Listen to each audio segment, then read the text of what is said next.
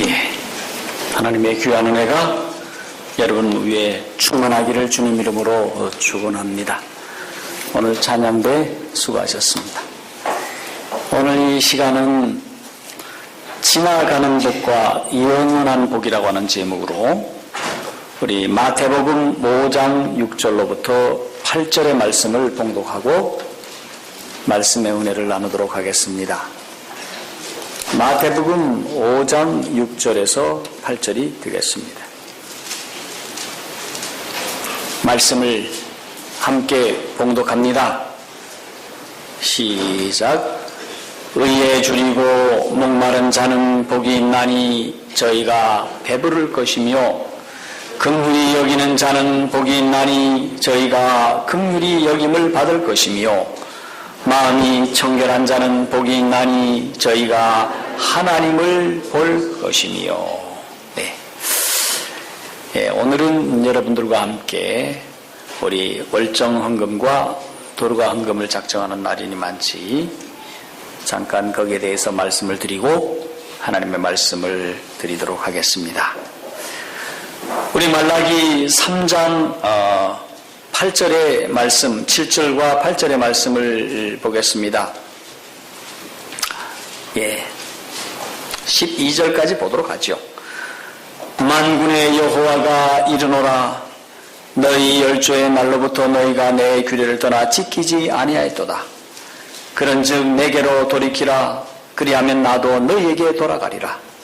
하였더니 너희가 이르기를 우리가 어떻게 하여야 돌아가리까 하도다. 사람이 어찌 하나님의 것을 도적질하겠느냐. 그러나 너희는 나의 것을 도적질하고도 말하기를 우리가 어떻게 주의 것을 도적질하였나이까 하도다. 이는 곧 11조와 헌물이라. 곧 너희 곧 온 나라가 나의 것을 도적질하였으므로 너희가 저주를 받았느니라. 만군의 여호와가 너희의 온전한 11조를 창고에 들여 나의 집에 양식이 있게 하고 그것으로 나를 시험하여 내가 하늘 문을 열고 너희에게 복을 쌓을 곳이 없도록 붙지 아니하였나 보라. 만군의 여호와가 이르노라. 내가 너희를 위하여 황충을 금하여 너희 토지 소산을 멸하지 않게 하며 너희 밭에 포도나무 과실로 기한전에 떨어지지 않게 하리니 너희 땅이 아름다워짐으로 열방이 너희를 복되다 하리라. 만군의 여호와의 말이니라. 네, 귀한 말씀 오늘 다 읽었습니다. 오늘 이스라엘 자녀들이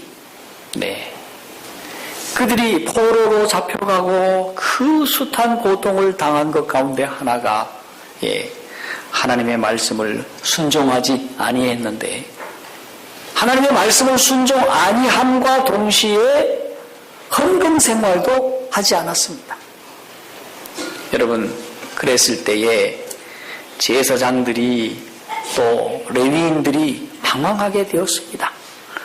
하나님의 일이 사람들이 볼 때 아주 천스럽게 아주 경홀히 가볍게 여겨지게 되었습니다.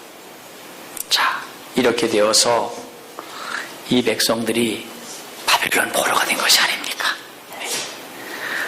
여러분, 역사는 반복된다고 말할 수 있습니다. 오늘 우리 교회는 우리 성남 지역에 인구 약 100여만에 있는 사람들을 향해서 복음을 전해야 할 사명을 우리 교회가 감당해야 합니다. 제가 이 교회에 발령을 받고 과연 성남 인구가 얼마인가를 살펴보았을 때 100만이라고 하는 것을 보고 제가 가슴이 뛰었습니다.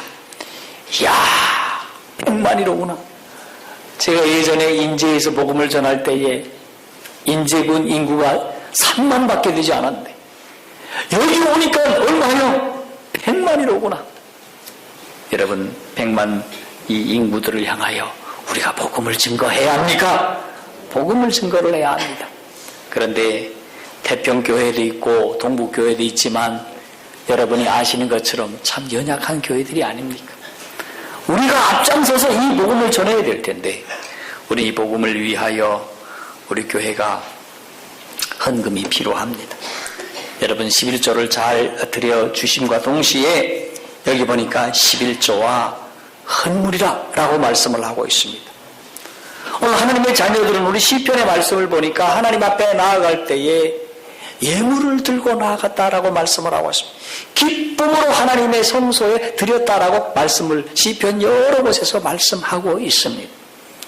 오늘 여러분들이 우리 교회의 복음 전도를 위하여 또 불쌍한 영혼들을 구제하기 위하여 넉넉한 11조와 또 우리 몰정헌금과 도루가 헌금을 드려주십사 호소를 드리겠습니다.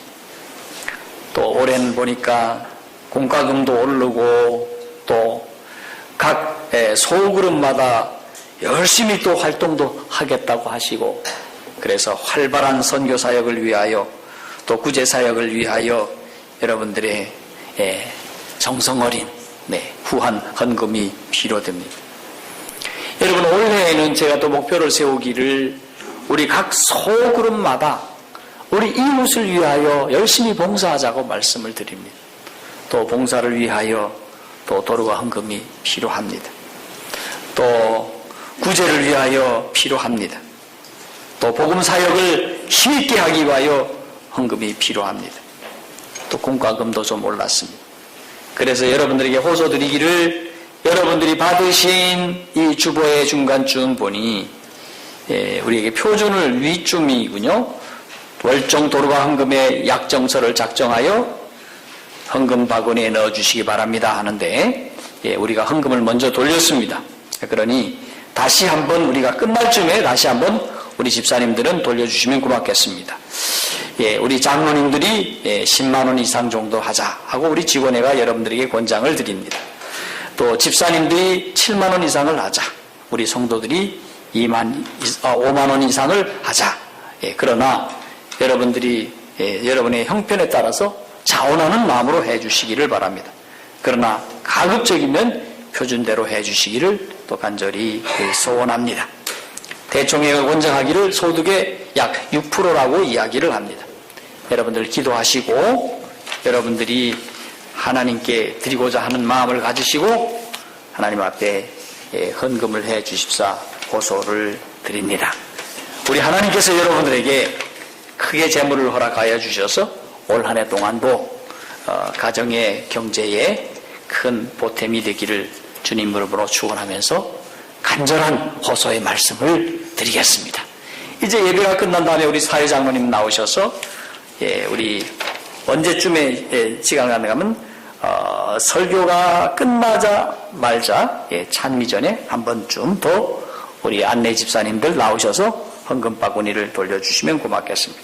그리고 오늘 못한다고 생각하시면 또 다음 주까지, 가급적 다음 주까지 작정을 해 주십사 부탁을 올리겠습니다.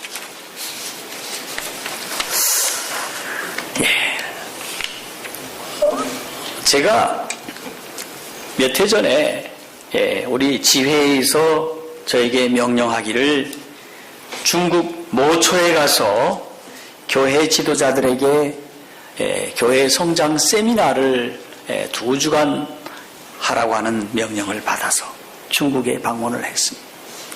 근데 그때가 마침 연초였는데 중국 사람들은 복을 받기 위해서 마치 몸부림치는 것처럼 보였습니다. 우리 베이징에서 오신 우리 집사님 생각나시죠?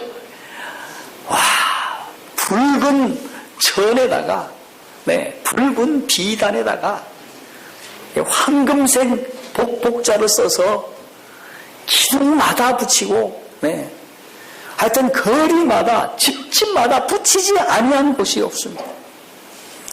이야, 이 사람들이 복받기를 이렇게 좋아하는구나. 복받기를 이렇게 간절히 매해마다 염원하는구나. 그런데 어떤 집에 가봤더니 집 방마다 다 붙여놨어요. 와, 세상에. 그리고 새해가 되면 또 모형 돈을 만들어가지고 그걸 또 팔더라고요. 그 돈을 가지고 조상들에게 막 태워가면서 막 바치기도 하고, 그거를 또 부처에게도 또 태우면서 바치고. 왜 그러냐고 제가 그 목사님들한테 물었더니, 저렇게 하면 부처가 온 조상이 돈을 많이 벌게 해준다고. 그래서 그렇게 하느라고. 그거를 보면서 이야, 참 복을 누리기를, 복을 받기를 이렇게 사람들이 바라고 있구나. 여러분, 이런 복은 다 지나가는 복입니다. 지나가는 복이에요. 그런데 여러분, 재림을 기다리시고 하늘에 들어가기를 고대하신 여러분, 신년을 맞이해서 여러분은 무슨 복 받기를 원하십니까? 오늘 우리 주님이 영원한 복을 준비하셨습니다. 영원히 쇠하지 아니할 크고 신령하고 놀라운 복을 준비하셨는데, 여러분 모두 그 복을 받고 그 복을 이해하시고 그 복을 믿고 받으셔서 그 복을 누리시기를 주님 이름으로 간절히 축원합니다.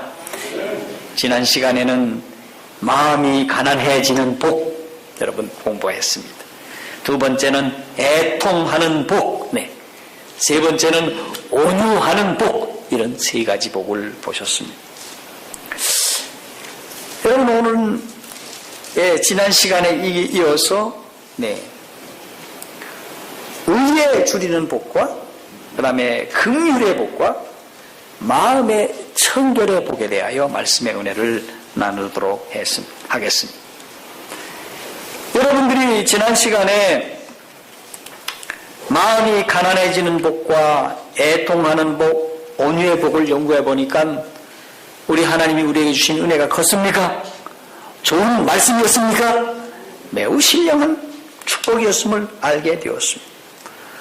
오늘 또한 지난 시간에 못지않은 매우 크고 놀라운 축복이 오늘 여러분과 저에게 기다리고 있는데, 이 말씀들을 한번 살펴보심으로 크고 놀라운 축복을 누리기를 간절히 소원합니다. 첫 번째, 뭔가 의에 줄이고 목마른 복이라고 말씀을 하고 있는데, 그러면 과연 의라는 것이 무엇인가? 의라는 게 뭔가? 의는 바로 하나님이신데, 하나님과 같이 되는 것이 의라, 그렇게 말씀을 합니다.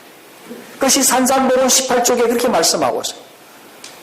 아니, 제가 어떻게 하나님처럼 됩니까? 하나님처럼 전지전능하시고 무소부지하시고 무슨 일들인지 다 하실 수 있는 분이 하나님이신데 우리가 어떻게 하나님처럼 될 수 있을까요? 그것은 바로 하나님의 품성을 담는 것인데, 하나님의 품성 가운데 하나가 의로우심입니다. 그런 의로우심을 우리가 닮으라 말씀을 하고 있어요. 그런데 그 의가 또 뭐냐? 여러분, 사과를 씹어보면 새콤한 맛이 있고 달콤한 맛이 있고 또 아주 신선한 맛이 있어요. 한 과일을 씹어도 여러 맛이 나타나듯이 하나님의 의를 이렇게 씹어보면 그 속에는 또 오름도 있지만, 두 번째는 하나님의 의는 사랑이라라고 말씀을 하고 있습니다. 뭐라고요? 사랑이라라고 말씀을 하고 있습니다. 그런데 이 하나님의 품성이 사랑이시기 때문에 하나님이 우리에게 주시는 율법도 또한 무엇이다? 사랑이다, 그렇게 말씀하고 있지 않습니까? 자, 그러므로 하나님의 품성 속에 의와 사랑이 공존하고 있음을 보게 되는 것입니다. 그런데 이 의는 사랑인데, 이 사랑에 중요한 두 가지가 있는데 그것은 빛과 생명이라고 말씀하고 있어요. 우리가 하나님을 따라가면 빛을 발견할 것이고 생명을 발견할 것인데, 이것이 다 어디 속에 있습니까? 하나님의 의 속에 담겨 있다라고 말씀을 하고 있습니다. 그렇다면 이 의를 우리가 얻어야겠습니까? 이 의를 우리가 소유해야겠습니까? 돈입니까? 이런 의입니까? 의예요, 의. 이런 의를 우리가 소유해야 된다는 것입니다. 그러면 여러분이 말씀할 겁니다. 어떻게 이렇게 나올 것입니까? 어떻게 소유할 수 있을까요? 여러분 이사야 55장 1절에 보면 오늘 마태복음 5장 6절에 보니 의에 줄이고 목마름을 갖는 자에게 하나님께서 주시겠다. 네. 자, 하나님께 이사야 55장 1절에 보니까 하나님께 나아갈 때에 하나님께서 주시겠다 약속을 하고 있습니다. 이사야 54장 17절도 그렇게 말씀하고 있는 것입니다. 예레미야도 그렇게 말씀을 하고 있어요. 요한계시록 3장 20절에도 요한복음 6장 35절에도 이 의를 주시겠다라고 약속을 하고 있습니다. 여러분 약속을 하셨으면 하나님은 약속을 지키실까요? 안 지키실까요? 여러분 어떤 사람이 하나님 앞에 약조하고 또 친구에게 약조하고 약속을 안 지키는 사람들을 보면 여러분들 기분이 어떻습니까? 신용이 있는 사람입니까? 없는 사람입니까? 그런 사람은 좋아요? 나빠요? 나쁘다라기보다도 이상한 사람이죠. 그렇죠? 여러분들 우리 하나님은 한 번도 약속을 하시고 지키지 아니하신 분이 아니십니다. 약속을 하셨다면 우리에게 주실 것입니다. 그런데 이 의를 우리 하나님께서 주시기 위하여 기다리고 계시다는 것입니다. 아멘입니까? 이걸 주시기를 원하시는 거예요. 그래서 이 의를 얻기 위해서 이 의가 매우 중요하고 이 의를 반드시 우리가 받아 누려야 되는데 어떠한 상태까지 가라고 말씀하고 있습니까? 의에 뭐하고 줄이고 어디까지 가라? 목마른 지경까지 가라는 것입니다. 의에 줄이고 목마른 지경까지 가라고 하는 것입니다. 여러분 우리가 이렇게 어떻게 하면 이렇게 될 수가 있겠습니까? 제가 이 말씀을 가지고 굉장히 오랫동안 말씀 묵상을 했습니다. 하나님 저에게 의에 줄이고 목마른 그런 마음을 허락해 주시옵소서. 그런데 이렇게 되는 것은 내 마음대로 되는 것이 아닙니다. 내가 마음 먹었기 때문에 되는 것이 아닙니다. 이렇게 되려면 거룩하신 성령이 오셔서 우리의 부족함을 느끼도록 해 주셔야 된다는 것입니다. 근데 언제 이렇게 부족함을 느낄 수 있을까? 우리가 하나님을 바라보고 하나님의 자비하심과 하나님의 의로우심과 하나님의 놀라운 품성을 바라보면 나는 참으로 내가 입고 있는 이 의가 마치 헌 누더기와 같구나라고 느낀다는 것입니다. 여러분 우리가 누더기를 거치고 있다고 생각을 한번 해보십시오. 우리 몸을 한번 생각해 보십시오. 여러분 예전에 정신이 많이 나간 어떤 아저씨가 살고 있었는데 그 아저씨는 그 시절이 참으로 가난한지라 그 옷을 깊고 또 길었어요. 그래도 그걸 빨아서 입으면 얼마나 좋으련만 그걸 가지고 수년 동안 입었어요. 그랬더니 그 옷이 여기 옷이 뭡니까 소매고 뭐고 다 너덜너덜한 거예요. 그 떼국물이 졸졸 흐르는 거예요. 비대도 오기만 하면 뗏물이 졸졸 이게 흘러요. 그런 옷을 입고 있는 그 아저씨, 그 불행한 그 아저씨를 보면서 어떤 사람이 옷을 벗어주었어요. 그럼 이 옷을 입어야 됩니까? 헌 옷을 입고 있어야 됩니까? 무슨 옷을 입고 있어야 됩니까? 이 아저씨는 이게 아깝다고 안 입어요. 봉다리 넣어가지고 들고 다니는 모습을. 여러분, 그런데 우리 주님이 우리에게 놀라운 의의 옷을 주셨습니다. 근데 그 의의 옷을 보는 순간 이 의의 옷을 받아야 됩니까? 받지 말아야 됩니까? 받아야 되는 것이 아닙니까? 재미있는 이야기를 하나 하겠습니다. 미국의 클리블랜드에 1920년대 아주 오래된 얘기지만 이야기 하나를 시작하겠습니다. 그런데 이 클리브랜드 지역에는 어떤 한 지역은 아주 완전히 아주 동떨어진 한 섬과 같은 한 지역이 있었습니다. 근데 이 동네 사람들은 낮에도 낮술을 마시고 직장에도 나가지도 않고 맨날 고수돔이나 치고, 미국 사람들은 이게 뭐합니까? 가드나 하고 그런 사람들이에요. 그리고 저녁이 되면 댄스홀에 가서 뭐 이렇게나 하고 그런 사람들로 이루어진 사람들이었습니다. 그러다 보니 그 집 안에 잡초가 무성하고요. 심지어는 식탁에도 닦지도 않고요. 벼른박 보니까 연탄으로 다 이렇게 그슬러 있고요. 거미줄이 이렇게 쭉 쳐져 있고, 지나가면 그 동네는 완전히 유령이 살 것 같은데 사람이 왔다 갔다 하는 거예요. 와, 이런 데를 다 있나? 그럴 정도의 이상한 지역이 하나 있었습니다.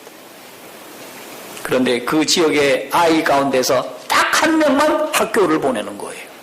딱 합니까? 아이 하나는 딱 학교를 가는 거예요.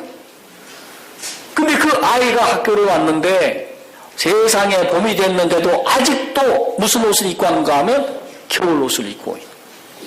그리고 요 떼국물이 이렇게 졸졸 흐르나? 이렇게 되고, 손톱에도 그렇고 여기 머리도 언제 감았는지 몰라. 세수를 언제 했는지 몰라. 이런 아이가 오는데, 그런데 그 소녀는 눈동자가 매우 맑고 이 아이는 굉장히 예쁜 아이였습니다. 근데 머리는 이렇게 헝클어가지고 이렇게 아이가 오니, 만약에 우리 선생님, 우리 김소희 선생님 있죠. 이런 아이 어떻게 했으면 좋겠어? 이런 아이를 어떻게 했으면 좋겠어? 선생님이 봄이 됐는데 이런 옷을 입고 이런 모양을 하고 오니 얼마나 가슴이 아팠습니까? 그래서 이 아이에게 방과 후에 만나서 얘기를 했습니다.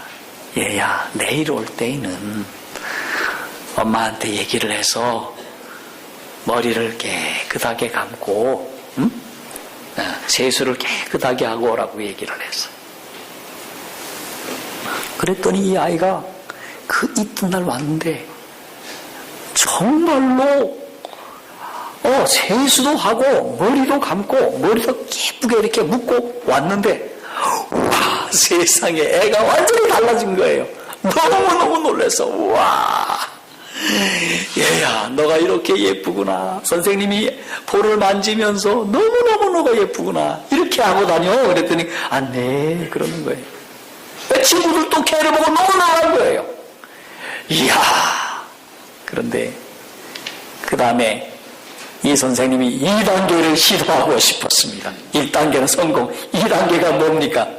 엄마한테 얘기를 해서 내일 올 때에는 이 옷을 벗고 이제 봄이 되었으니까 얇은 봄옷을 입고 오너라. 그렇게 얘기를 했어. 그런데 이 아이가 그 이튿날 과연 봄옷을 입고 왔을까요? 이 더러운 겨울옷을 벗고 봄옷을 입고 왔을까요? 보니까 아니고 온 거예요. 선생님이 고민스러워지는 거예요. 이거 어떡하나 하고 알아봤더니 아버지는 맨날 카드나 치고 저녁에는 가서 술이나 마시고 완전히 논팽이에요. 엄마도 보니까 댄스홀에서 맨날 놀고 뭐 그러는 여자예요. 그래 살림이고 뭐 아무것도 안 하는 겁니다.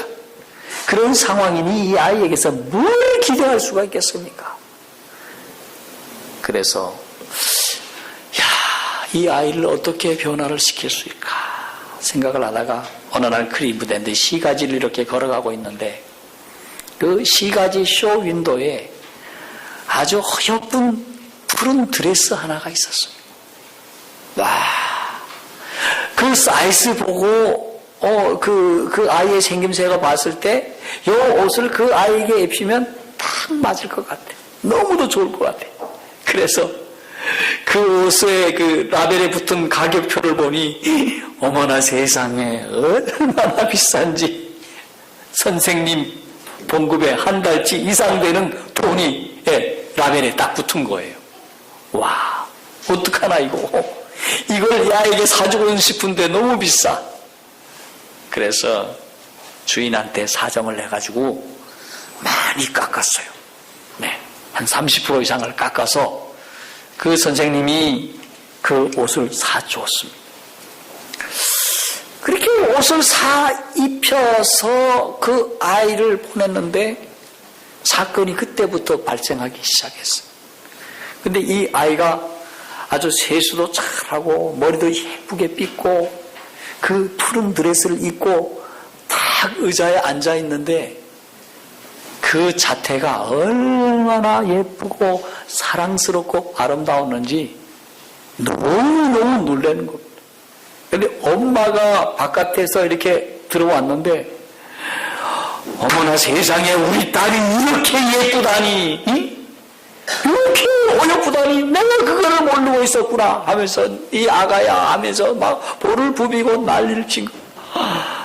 그런데 아빠가 들어와가지고 더 호들갑을 떠는 겁니다. 얘야, 내가 이렇게 예쁘게 생겼다니 아빠가 몰랐다, 아빠가 미안하다. 그래서 엄마가 이렇게 예쁜 딸을 위해서 이런 더러운 곳에서 밥을 먹어서 되겠느냐고 해가지고 식탁을 치우기 시작을 했습니다. 아빠가 생각할 때 아니야, 이렇게 예쁜 아이가 우리 집에 이렇게 살면 안 돼. 여보, 당신은 안을 치우고 안 사람이니 나는 바깥 사람이나 바깥을 치우겠다고. 그래서 둘이서 청소를 하기 시작했습니다. 청소를 하기 시작하니까 집이 어떻게 되었을까요? 깨끗하게 되었어요. 아빠가 더러운 벽에다가 페인트를 사서 바르고요. 그리고 뭡니까? 도배지를 바르고 깨끗하게 했더니 집이 얼마나 멋지게 되었는지 몰라요. 그리고 바깥에다 꽃도 심고요. 울타리를 고치고요. 거미줄을 치고 싹 깨끗하게 했어요. 그렇게 하기를 무려 며칠 안 가면 일주일을 한 겁니다. 일주일을. 그런데 사건은 여기서 끝나지 않았습니다. 그 집이 그렇게 하니까 옆 사람들이 그 집을 이렇게 쳐다보니까 웬일인지 청소를 하는 거예요? 수리를 하는 거예요? 그러니 우리도 하고 싶다 하는 생각이 났을까요? 안 났을까요? 하니까 너무너무 좋은 거야. 그래서 이 집도 청소하고 수리하고 뭐 빨래하고 뭐하고 일주일간 하니까 그 옆에 있는 집도 싹 달라진 겁니다. 그러니까 또 옆집들이 또 어떻게 했을까요? 우리도 해보자. 돈 드는 거 아니니까. 그래갖고 하는데 돈도 들었겠죠. 세상에 그 지역이 완전히 몇 달 사이에 완전히 달라진 거예요. 이게 보스턴 글로브지에 난 겁니다. 이게 제 얘기가 아니고 당시 신문에 난 얘기예요. 그런데 동네 사람들이 그러고 나서 그들끼리 모여서 회의를 했습니다. 야, 우리 마을이 달라졌다. 우리 마을이 달라졌다. 우리가 달라졌으면 우리가 무엇을 해야 할까? 이제 술 그만 먹고, 밤에 뭐 카드 치지 말고, 이 댄스홀에 다니면서 춤추지 말고, 우리 바르게 살자. 교회 가자. 그래가지고 교회 가는 사람이 늘어나는 겁니다. 뿐만 아니라 동네 들어오는 골목길을 보니까 다른 지역은 다 포장이 되어 있는데 여기만 포장이 안 되어 있어서 시장님을 요청했습니다. 이곳에 포장시켜달라고. 그래서 멋지게 포장했어요. 다른 지역엔 다 전기가 들어오는데 여기는 전기선이 언제 끊어진지 몰라. 이거 전기선 다 연결시켜달라. 전기가 들어왔습니다. 그런데 이 모습을 본 다른 도시가 이 클리브랜드가 막 이상한 운동이 일어나고 있거든요. 여러분, 새마을 운동이 일어난 겁니까, 여기가? 한국보다도 오래전에 새마을 운동이 일어난 겁니까? 새마을 운동이 일어난 겁니다. 그러자 전 미국이 도시를 깨끗하게 하자는 그런 운동이 일어났다고 하는 것입니다. 여러분, 우리 주님이 우리에게 의의 옷을 주기를 원하십니다. 입혀주시는 이 의를 우리에게 주시기를 원하십니다. 이런 것에 관해서 의에 줄이고 목이 마르라고 하는 것입니다. 그럼 우리 주님이 우리를 의롭게 해 주실 줄 믿습니다. 우리가 하늘에 들어가서 아름다운 품성의 옷을 입고 살아갈 수 있을 것입니다. 그런데 탕자를 한번 살펴보십시오. 탕자는 의의 옷을 입기 위해서 나온 것은 아니었습니다. 그가 집으로 돌아오자 그의 아버지가 동구밭길에서 이미 스탠바이 하고 있었습니다. 집을 나가자 말자 아버지는 이 아들을 기다리고 있었습니다.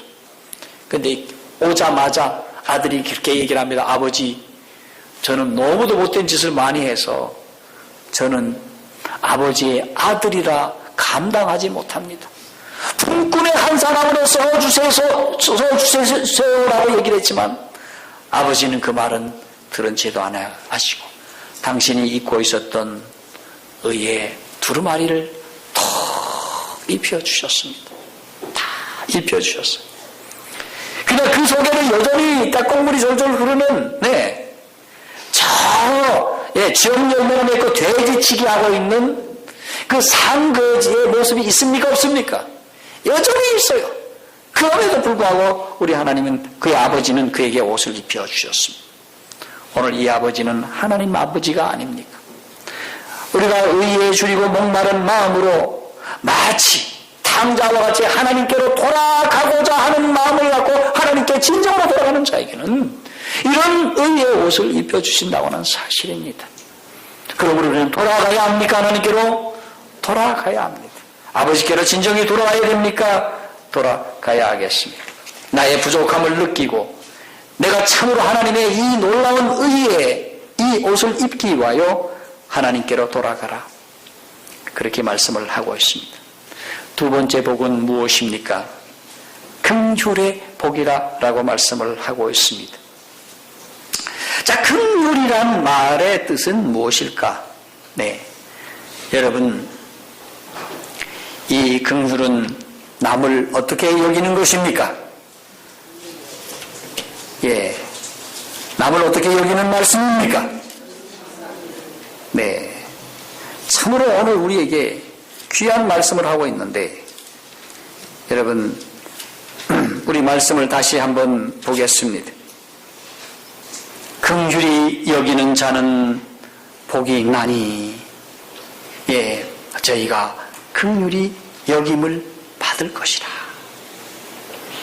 자, 이 말씀을 하시면서 산상복음 22쪽에서는 오늘 우리로 하여금 우리의 마음의 상태를 말씀하고 있는데, 우리의 마음이 깨끗하다라고 말씀하고 있습니까? 정결하다라고 말씀하고 있습니까?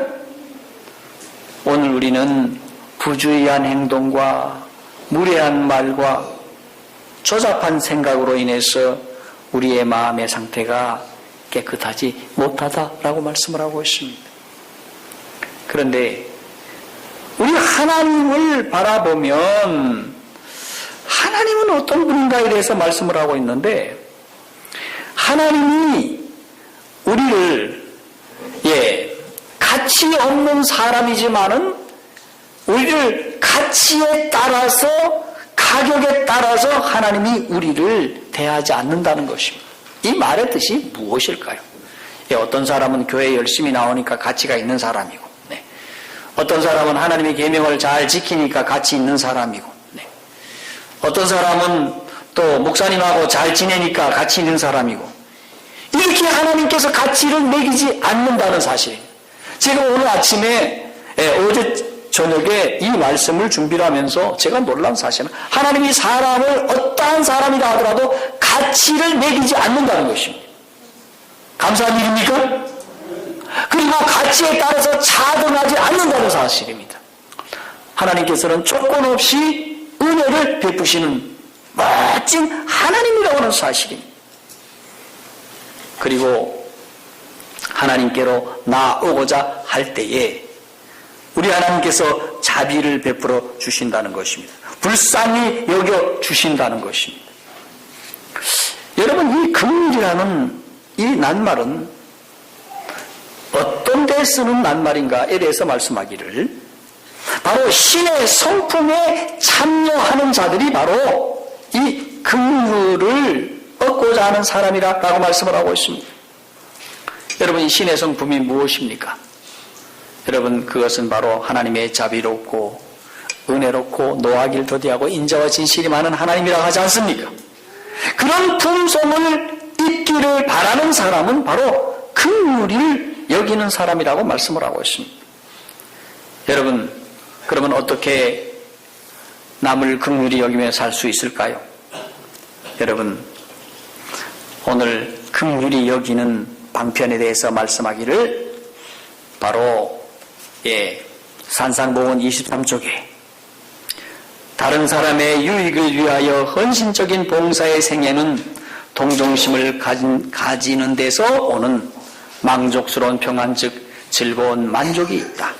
영혼 속에 거하는 사람의 생애에 뚜렷하게 나타나신 성령의 딱딱한 마음을 부드럽게 하고 동정심과 자비심을 불러 일으킬 것이다. 우리가 남의 유익을 위하여 봉사하는 생애를 가질 때에 우리가 진정으로 남을 긍휼히 여길 수 있는 사람으로 만들어 주시겠다 말씀을 하고 있습니다. 자, 시간이 많이 갔습니다마는 우리 마음이 청결에 대해서 잠깐 말씀을 보도록 하겠습니다. 자, 마음이 청결한 자의 상태는 무엇인가? 자, 여기에 대하여 산상보훈 25쪽은 은밀한 목적과 동기가 진실하며 교만과 자아 본의에서 벗어나 겸손하고 사심이 없는 어린이같이 되는 것이 겸손한 상태라고 말씀을 하고 있습니다. 자, 그러면 겸손을 어떻게 하면 겸손해질 수 있을까? 우리 산상보훈 26쪽에는 성령의 거하심을 통해 정결하게 될 것이라. 또 마음의 정결을 사모할 때에 우리 하나님께서 우리의 마음을 청결하게 해 주시겠다. 그렇게 약속을 하고 있습니다. 그런데 중요한 사실은 이것이 의이든지 긍휼이든지 마음의 청결이든지 하나님 앞에 간절히 구하여야만이 받을 수 있다고 하는 사실입니다. 오늘 하나님께서는 이미 약속을 하셨지만은 이 약속을 믿고 구하는 자에게만 주시는 것이지 가만히 감나무 밑에서 입을 벌린다고 해서 감이 내 입에 들어오는 것은 아닙니다. 하나님 앞에 나아가서 주여 이것을 제게 허락하여 주시옵소서 간절한 마음으로 구할 때에 하나님이 우리에게 주시는 놀라운 축복이라고 하는 사실입니다. 사랑하는 성도들이여, 신년도에는 이 말씀을 얻기 위하여 하나님 앞에 나아가도록 하십시다. 열심히 나아가서 이것을 얻기를 간절히 소원합니다. 자, 우리 말씀의 적용을 위해서 말씀을 드리고 말씀을 마치겠습니다. 첫째, 의에 줄이고 목마른 복을 얻기 위하여 이 말씀을 묵상하고 또 노트를 하면서 이 품성 얻기를 기도하시기를 바랍니다. 두 번째, 긍휼도 또 마음이 청결한 복도 마찬가지가 되겠습니다. 그래서 여러분 모두가 다 함께 의에 줄이고 목마른 자, 남을 긍휼히 여길 수 있는 사람, 마음이 청결한 축복, 이와 같은 축복을 누리기를 바라면서 오늘 말씀을 마치겠습니다. 우리 장로님 나오셔서 우리 집사님들 나오셔서 우리 헌금 바구니를 다시 한번 돌려주시고요. 오늘 마저 못하시는 분들이 있다고 하면은 우리 다음 시간에 해 주십사 부탁을 드리겠습니다. 집사님들